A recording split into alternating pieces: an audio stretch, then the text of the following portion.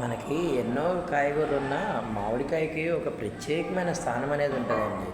సంవత్సరం పొడుగునా మనం నోరూరిస్తూ తినేటటువంటి పచ్చడి మామిడికాయ పచ్చడి అనమాట. అసలు ఏ కూరున్నా లేకపోయినా చక్కగా చూడండి, అన్ని డబ్బాలు ఖాళీ అయిపోయినాయి. ఈరోజు మొత్తం భోజనం ఎందుకు వీడియో చేయాల్సి వచ్చిందంటే చక్కగా ఆవకాయతోనే తిన్నామండి.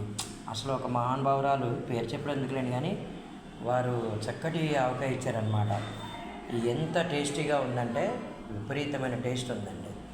అసలు మామిడికాయ ఆవకాయ పెట్టడం కూడా ఒక ఆర్టే, ఒక కళే అనిపిస్తుంది అనమాట. మనకి మామిడికాయతో రకరకాల పచ్చళ్ళు అండి. మొన్న కూడా సీజన్ అయిపోయింది కదా.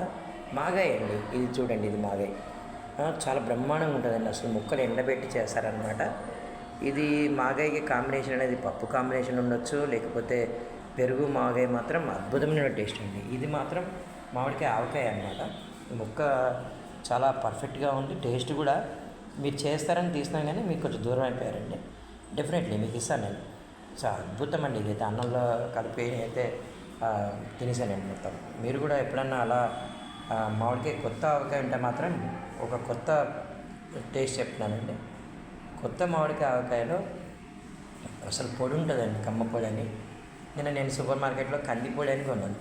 అది కలిపి కాంబినేషన్ చాలా చాలా అదిరిపోయిందండి. ఏంటి, కొంచెం ఆకలి తీరాలంటే రకరకాల టేస్ట్లు ఉంటే మనకి చాలా బాగుంటుంది అండి. అందుకోసమనే చెప్తున్నాను అనమాట.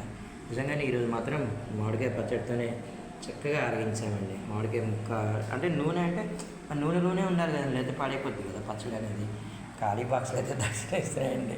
మీరు కూడా చక్కగా ఇలా మామిడికాయ పచ్చడితో ఒకరోజు కంప్లీట్గా హాయిగా అలా తిని ఆనందాన్ని పొందాలని చెప్పి మనస్ఫూర్తిగా కోరుకుంటున్నాను. నిజంగానే ఆ బ్రహ్మదేవుడి సృష్టిలో మామిడికాయ అనేది గొప్ప క్రియేషన్ అండి బాబు. ఇంకా ఈ ఆవకాయ పెట్టినటువంటి వారు చాలా గొప్పవారండి. అసలు ఇవ్వడానికే పెద్ద మనసు కావాలండి బాబు, తీసుకోవడానికే ఉంది. థ్యాంక్ యూ అండి. ఈ ఆవకాయ ముచ్చట్లు విన్నందుకు మీకు కూడా ధన్యవాదాలండి. ఇంట్లో కూడా జాడీలో ఉండుంటాయి కదండి, అంటే ఆఫీసుల్లో. సో ఇట్లా ఒక్కొక్కసారి మనం ఏంటంటే కర్రీ అని తీసుకున్నాం కదండి. ఎప్పుడు బయట ఫుడ్ అయినా అంటే మనం రైస్తో పాటు ఈ చట్నీతో కూడా తినేయచ్చు అనమాట. థ్యాంక్ యూ అండి ఆవకాయ ముచ్చట్లు విన్నందుకు. ఇంకా మీకు ఇంకో మాట చెప్తున్నానండి. మా పెద్దమ్మ గారు ఉండేవారు, ఆమె చక్కగా నీళ్ళు ఆవకాయ పెట్టేవారండి. నూనె బదులు నీళ్లు పోసేవారు. మా మదరు ఎప్పుడు కూడా తీయటి ఆవకాయ పెట్టేవారు. అంటే కొంచెం బెల్లం అది వేయడం ద్వారా అనమాట. అంటే అల్లం ఎల్లిగడ్డ ఇవన్నీ వేసంగా టేస్ట్ అదిగిపోద్దండి. రకరకాల ఆవకాయలండి బాబు. మీ ఏరియాలో పెట్టే కొత్త రకం ఆవకాయ ఉంటే దయచేసి దాని పిక్స్ షేర్ చేయండి. ప్లస్ దాని గురించి కొంచెం తెలియచేయండి ప్లీజ్ అండి. నేను వీడియో చేయాలి, ప్లీజ్ రెస్పాండ్ అవుతారు కదా. Thank you.